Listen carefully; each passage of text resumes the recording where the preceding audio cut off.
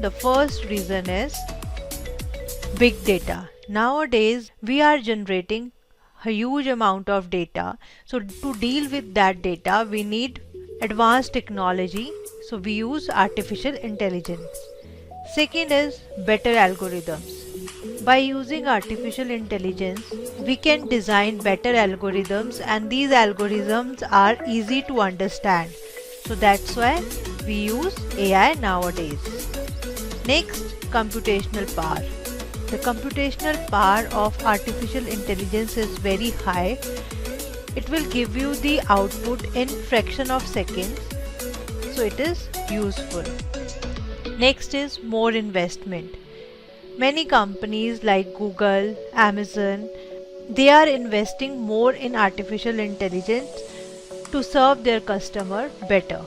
So that's why these companies believe in artificial intelligence to perform various surveys on the data which they have and increase their sale. So this is all for this topic.